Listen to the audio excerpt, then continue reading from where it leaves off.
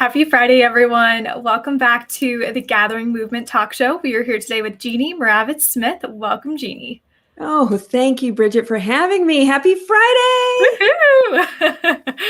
We were just talking about how we're already having good days. We've already worked out, we've done our stuff, we've done our hair, and we're feeling ready to have this conversation. So I'm excited. Me too. Let's rock and roll this. So I was saying before that I've actually never interviewed anyone in the HR field, really with your background.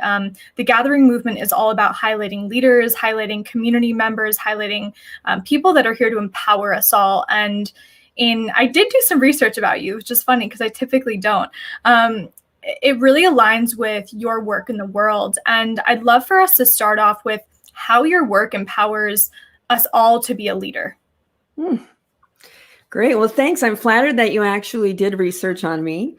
I, being in human resources and the human-centric field, career for 30 years, I feel that my current work in trying to help individuals, actually not just trying to, but helping individuals to see another way to look at any situation and to really find connection with themselves and others. So it's really about the relationship and building that. But it has to work from the inside out. And if you don't find yourself, you can't really fully connect with others. And so back to the human resource aspect of it, going into corporations and really seeing where the CEOs are misaligned or not connected and helping them figure out how to flip the switch in their mind and see things a little bit differently. I think that that makes all the difference for how they're showing up, if they're being authentic leaders, if their staff can truly trust what they're saying and doing and get behind them. I think that really is where my work is making all the difference. Yeah, I love how you share that this work comes from the inside out, because it's my experience in school and in the various jobs that I did have. It felt like it was coming from outside of me. I was told by someone else what to do, how to operate. And I like that we're flipping the switch and we're coming back within. So how did this work find you? How did you find yourself in this more inner perspective HR work? Oh, it's a really good question. And about 4 years ago, I started realizing a lot of what I was doing in human resources was compliance. And in the state of California, it's really, that's key. Like that, if you have an HR function that is fully compliant, you can stay out of court. And it's really kind of a pro-employee type of, it is a pro-employee state. And so it was a lot of policy, a lot of legal and whatnot. And although that is wonderful and it's very much needed, it wasn't what was getting me to jump out of bed. It wasn't what was making me excited from the inside out. So I started looking at what can I do that excites me and how can I share with my learnings of how I show up, how I was able to flip my own switch on my thoughts and feelings and really take charge of the thoughts and feelings that were controlling my mind and showing up differently. And so, for example, when you're faced with a stressful situation, you can pause for seconds and really think about what is happening here? Why am I feeling this? And what do I want to do differently? So, for example, I look at, what value of mine is being compromised?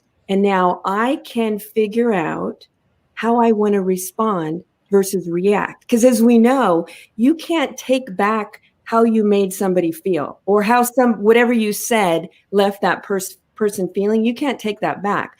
But if you could learn some skills to show up differently in those seconds, it is life-changing. And it could be any simple interaction with somebody or a really complex, days and days of communication. But how do you want to show up? And I'm continually saying and helping my leaders, you want to respond, you don't want to react. So how are we going to do this, right?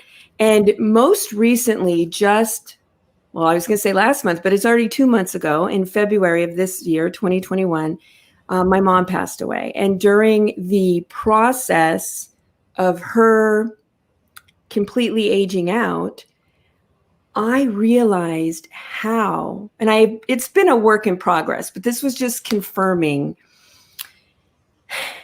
how important today is and how important each moment we have. And I think you and I chatted about this a week or two ago.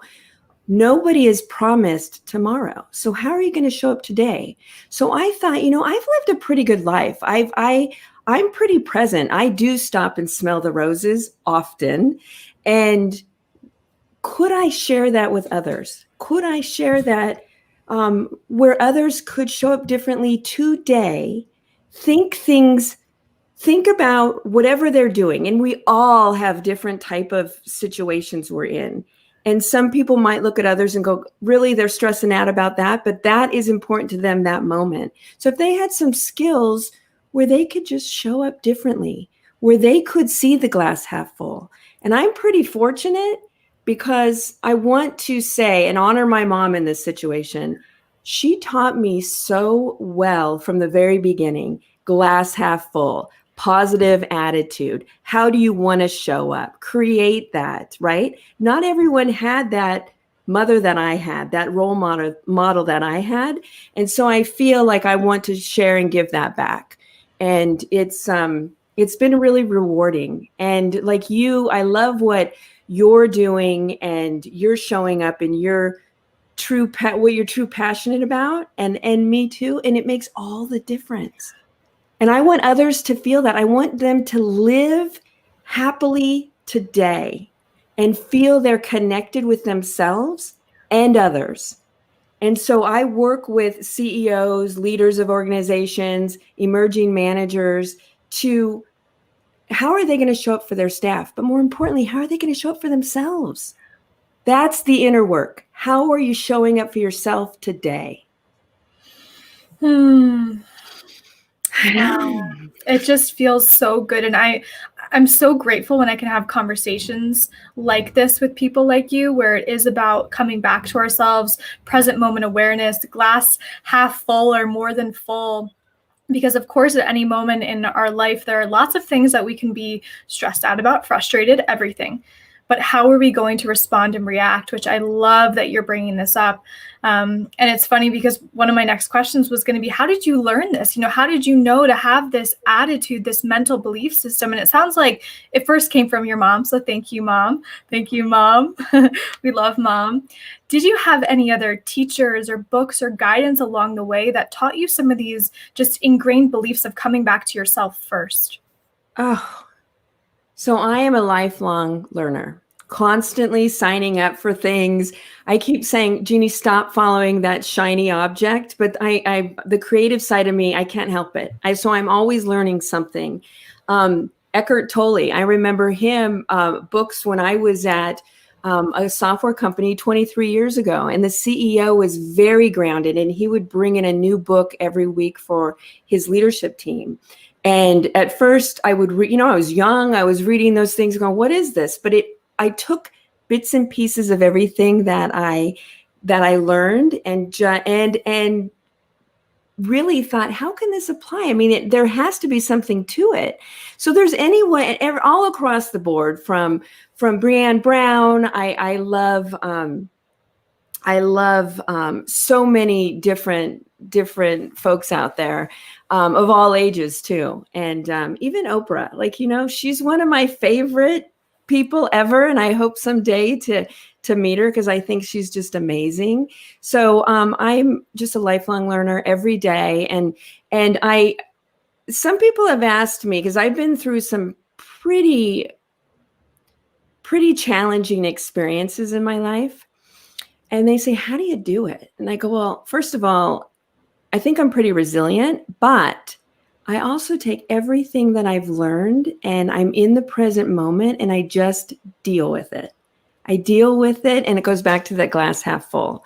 But I also, I guess it was 4 years ago, this last weekend, I finished a coaching program, and that was pretty extensive, 300 and something hours worth of work to get the certification. And that really peeled the onion on what was remaining for me to get to that core, to get to myself, and really see what was in there and what I could offer. It was a great program. That sounds very magical. 300 hours. I'm sure a lot happened in the 300 hours. Oh, you know it. You know it. Oh, so I used to do things like Wonder Woman, and I used to wear that cape proudly. It was like a trophy, like an honor. Oh yeah, if anybody can do it, Jeannie can do it. Until I hit the wall. And so in that particular training program, the coaching program, we had to do an exercise. And I have a plastic Wonder Woman, the clear airplane, her jet. And I brought that in, and through quite the breakdown of this, woohoo, the cape's the best thing ever, to be Wonder Woman, I broke that mold. And I actually don't see that as a compliment anymore. And men and women, not just women, but our people tend to do way more than they need to. And the whole balance of self-care and making yourself a priority and having boundaries, which I think I'm forever going to learn this, because I've been told I'm such a giver and I don't know when to turn it off. And so I'm working on my boundaries now every day and making myself a priority. But that was one example. And that's going through that. I actually help my clients do the same thing. Like, let's break these things down. And is it really an honor to wear a Wonder Woman cape? Is it? She's a fictitious character. We're human beings with a ton of responsibilities and only so many hours in a given day. So that was really good. Now, I didn't even think about that. I haven't thought about it for a while until you just brought it up. And I should get my little plastic airplane out and put it on my desk, the clear jet, because it's a reminder. But it's a work in progress. And like I said, it's a learning. I'm a lifelong learner. So every day I'm learning something. And if I can share it with others, why not? Why not? I love that. It's really funny. I was on a podcast a couple of weeks ago, and that Wonder Woman archetype was coming up for me too. So, everything's a mirror. It's no coincidence that you and I are having this conversation now. And part of my learning experience is also letting go of that mold and infusing spaciousness into my own life and taking care of myself, health in all these different ways. Interesting. Right? Right. We can connect the dots looking back, right? We can. Now, I'm curious about the leaders that you work with. And it sounds to me, and I could be completely wrong, but it sounds like you have a different approach to doing things, a different way of looking at values within organizations, values within the individual. Have there ever been experiences where there's resistance to some of this more value-driven personal development work with some of the leaders that you've worked with? Yes, there is. Because at first they're like, well, we're going to do it this way because we've always done it this way, or the company's been successful for 25 years. Why change it?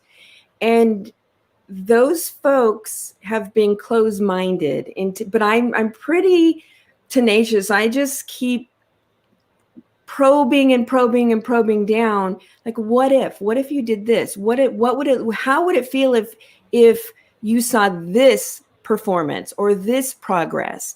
And have you asked your staff what they think? Like, how are they? Because a lot of times, and when I was internal HR, even since I've been consulting, people would come to me and they would tell me things that they were afraid to tell their manager or afraid to tell their CEO because they didn't know how they were going to respond. So they react, should I say. And so when a leader becomes more predictive on how they're going to respond, people start trusting them more. They start opening up a little bit more. They start sharing more. Then those staff members start feeling more connected, more of a sense of belonging, feeling like they want to do more for the organization. But when their values are compromised, or in some cases, some organizations don't even want to, I don't want to put that fluff down in writing. We don't need to list out these values. But I disagree, because a culture, every company has a culture. So it can be identified in written words, in bullet items, so that people understand what it is. And then if you hire for people who fit in the organization, but also those who don't, so that you can be challenged by it, I think it makes all the difference in the world, because you really need diversity. You have to have diversity in organizations if you really want to be successful. So yes, I've been challenged, but I just remind them why they brought me in, what they saw valuable in me from the get-go, and I just don't give up. That's the Wonder Woman in me who's still there. She just keeps going, comes home at night, thinks of another way to approach the situation. And eventually the leaders, they understand it. But this goes back to communication. Everyone hears things differently, absorbs things differently. So you need to get to know individuals. And that's the connection part. If you know them, you know how to present ideas to them, how to ask them the right questions to get them to feed information to you. There's so much to taking the time to enhance the relationship and build that connection with individuals. That's the only way that relationships are really sustainable. Yeah, And it has to be there. I think back to the most, I guess, fulfilling jobs I've had in the past. And one thing that always made it stand out was I felt loved, appreciated, and understood on a deep human level beyond whatever I was doing. Right. So that's what you're talking about. It's the leaders getting to know the people that they're working with, getting to know their desires, their personality, their values. And then because of that, creating a more cohesive, diverse whole to then, bring forth the vision of the company. Absolutely. Absolutely. And when you allow someone to share their values, what's important to them, how they want to be treated, how they, and it's perfectly okay. And I've coached a lot of leaders to say, or ask their staff, there'll be a time where you don't meet my expectations. How would you like me to bring this to your attention? Ask them how they want to be treated. You'd be amazed that when you offer that up, what they tell you. And there's so many leaders like, oh no, I don't want to ask them because that's what, but why not? So I recommend they do that early on in the new hire orientation or whatever companies do. Ask them, get to know them. And this is something that was confirmed successful in elementary school. The teacher asked the parents, as the incoming student for the year, what is it that they need from me? How can I support your child? Is there anything I need to know about that would make it a better relationship, a better year for your student, your child and my student, right? But as adults, they don't ask that question. And why not? Why not ask? And the more questions you ask a question, sit back and listen, truly listen to what is being said. And in some cases, listen to what's not being said too, because they're not saying it because they're not comfortable. Then ask them, is there something I'm doing that is not allowing you to feel comfortable? Like, is there something I could do differently? How should I show up for you as your manager? What do you need from me? I want to be your coach and help you succeed. And so that's really where a lot of my leaders have said makes me most valuable to them, like reminding them on how they should show up and what questions they should ask their staff and when. Because and it takes time up front, but in the end, when you get to know your staff, we've all worked with people where it just gels. You gel with them so well that eventually you don't even have to really give them direction because you're on the same page. So it's worth the planning up front and take the time to get to know your staff. And it sounds like this is all just coming back to like base level communication of asking maybe even challenging questions, because maybe the person on the other side, maybe the employee has never even thought of this for themselves. Maybe they've never had the ability or opportunity or invitation to be like, how would I like to communicate with someone else? What kind of support do I need? That's really helpful, I think. Absolutely. And you're right. Basic communication. And I have drilled down almost every single issue in every organization I've worked with. And I've been in HR 32 years. And it all comes back to communication, either lack of, avoidance, or what are you saying, and tone, how are you saying it? So it comes back to that, and asking people questions like you just said, who maybe they've never been asked that question before. It's thought provoking. And then they're like, they care about me. They want to know this. And so when I talk about with some new leaders that I've met, like get to know your staff, they're like, I don't really want to know about their dog and their kid at the dog at the vet or whatever. I go, it's not that. It's beyond that, right? It's so beyond that. Get to know them in here. And more importantly, share yourself in here. Like let some leaders like, well, I have to put this hat on. I have to be strong. Sure you do. But you also are human. Show up, share you, and you'd be surprised at what your staff will share with you too. And really, that is how you start building connection. That's how you start retaining top talent. That's how you build an organization that will withstand years like the year 2020, because you're connected, you're committed, and they know they can trust you and that you have their back. The visionary in me is like, has all gears turning. I'm like, okay, so what would the world look like if we had more organizations where the leaders knew the employees, where the employees knew themselves, where there was synergy between it all? There was synergy in the vision, there was commitment to the vision. What would the world look like? Could you imagine how productive? And I love how you were saying the visionary, because oftentimes I'm in a meeting and I'm like, oh, if you could see inside my brain, I can feel the gears. So I believe it's possible. I truly do. I'm working on this other thing I'm going to pitch this week, which could be really exciting for a lot of CEOs, and really start sharing success, what this looks like, so that more and more organizations can get on board, can at least start making the steps in the right direction. I think organizations would be more productive.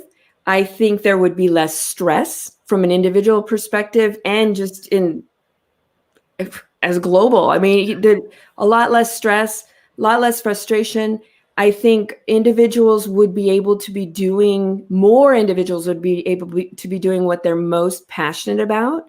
They'll be excited to get up and go to work because they're doing what they want to do, what they're programmed to do too. It's kind of like eventually people figure it out, but it would be so amazing how efficient everyone would be. And I think a lot of our leaders, a lot of our CEOs would be pleasantly surprised at how well the machine is running. This feels exciting, and I'm like, how can we clone you, Jeannie? Like, we need more of you in all industries. Like, we need this. Oh. Yeah, I'm gonna go global, girl. I'm going global. I feel it. What is next for you? Let's share. Well, I have a program that is coming into play. It's going to be 8 weeks, 6 months, or 12 months, depending on what the need is for the individual and group. So it's individual and group coaching. We want to really focus on personal and professional development for the individual or the team. Energy leadership is really important, and I'm certified as it's ELI, it's the Energy Leadership Index, and it's an assessment I do. So that's where I would probably start each program with everybody taking that, so they have a baseline of kind of where they're showing up.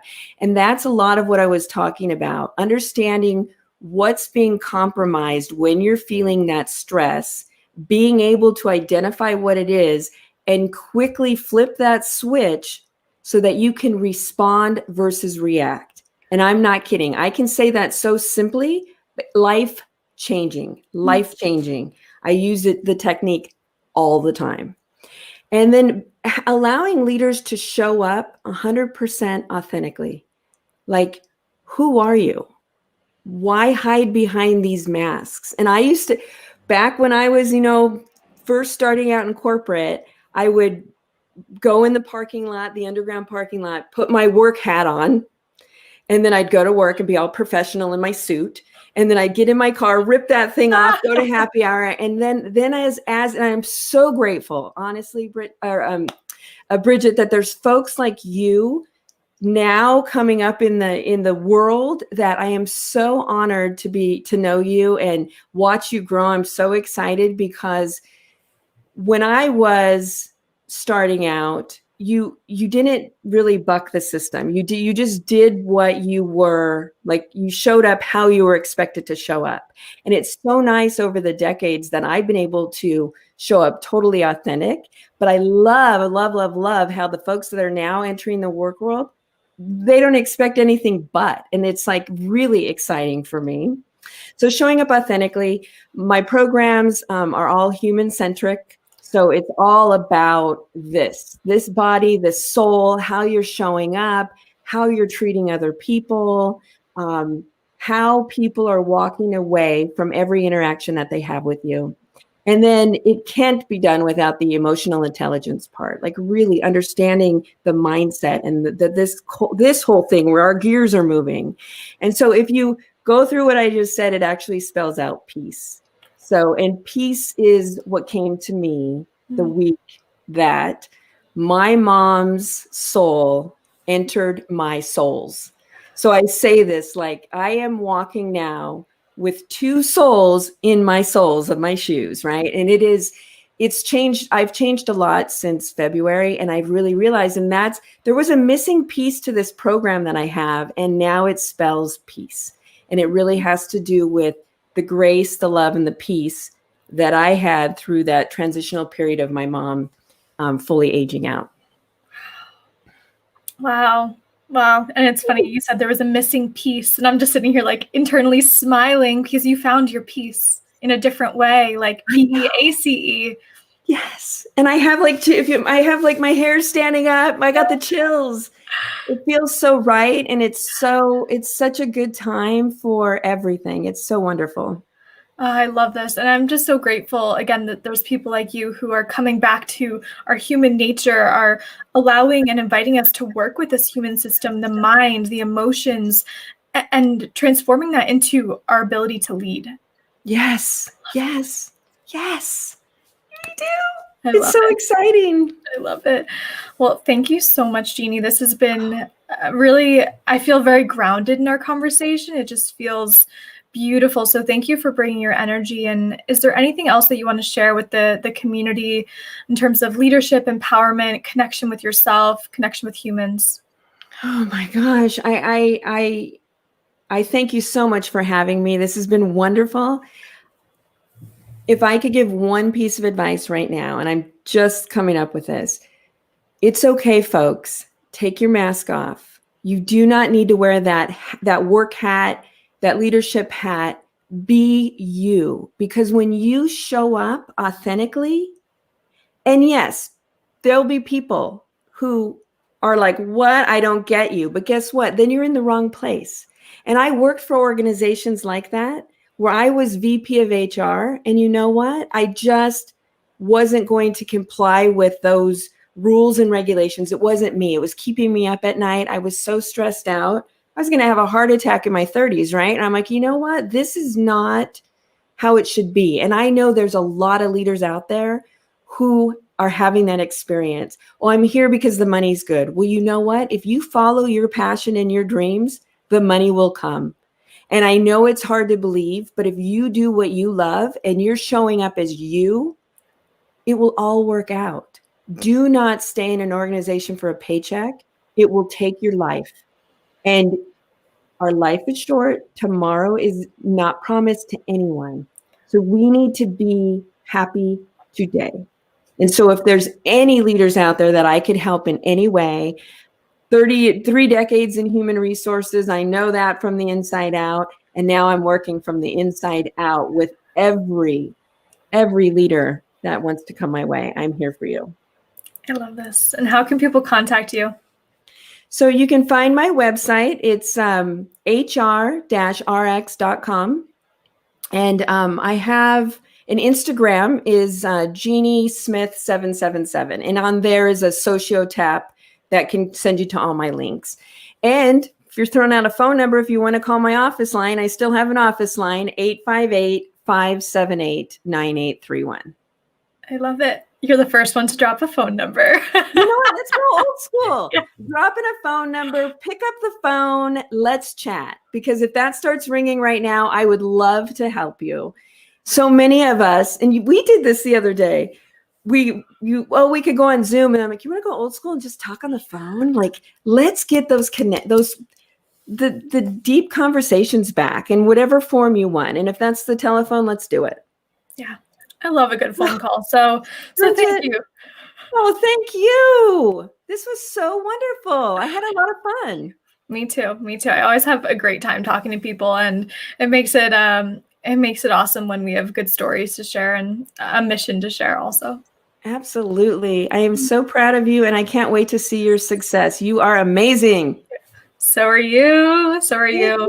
Thank you. And thank you, everyone, for supporting the show and supporting the mission of bringing people together, of gathering together, of leadership and empowerment within us all. I'm excited to see the show go big places in the coming months. So thank you so much. And thank you, Jeannie. Yeah, thank you so much. Have a beautiful day.